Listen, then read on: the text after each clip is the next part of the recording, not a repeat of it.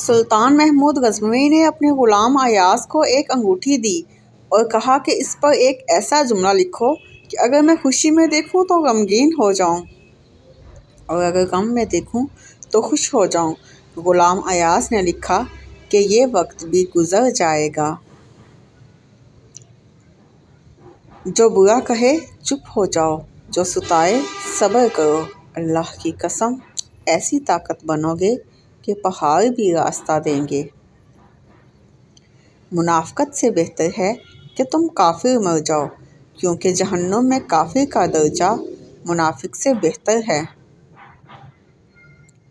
ایک سوچنے والے زندہ انسان کے خیالات میں تبدیلی ہوتی رہتی ہے، نہیں بدلتا تو پتھر نہیں بدلتا۔ کچھ سیپیاں دیکھنے میں بہت خوبصورت ہوتی ہیں لیکن ان کے اندر موتی نہیں ہوتا۔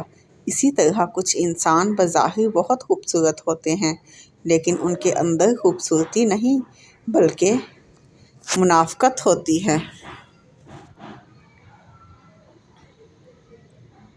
فجر اور تہجد خاموش نمازیں ہیں، ان میں بہائے گئے آنسوؤں کی پکار صرف اللہ دیکھتا اور سنتا ہے۔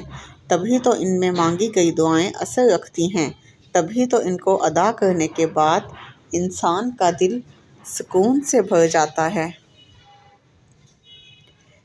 عورت کسی بھی عمر کو پہنچ جائے اپنے بھائیوں سے اتنی ہی شدت سے محبت کرتی ہے جتنی کہ ایک ماں اپنی اولاد سے۔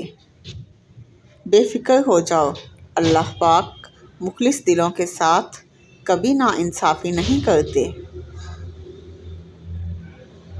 پیار انسان سے کرو، اس کی عادت سے نہیں۔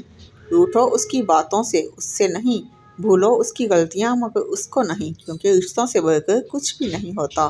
صبر کی دو صورتیں ہیں، جو ناپسند ہو اسے برداشت کرنا اور جو پسند ہو اس کا انتظار کرنا۔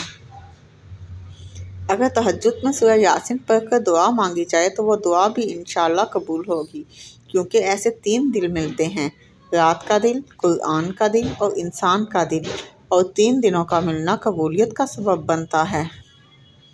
جب زبان پر بات بے بات محبوب صلی اللہ علیہ وآلہ وسلم کا ذکر آنے لگے تو سمجھو محبت ہو گئی ہے، اور جب درود پڑھنے کے لیے ہونٹ خود بخود ہلنے لگیں تو سمجھو محبت قبول ہو گئی ہے۔ اللہم صلی علی سیدنا محمد وعلی آلہ وسلم۔ زیادہ سوچنے سے بہتر ہے استغفار کیا جائے۔ زیادہ سوچنا مشکلات کو بڑھاتا ہے اور استغفار مشکلات کا حل ہے۔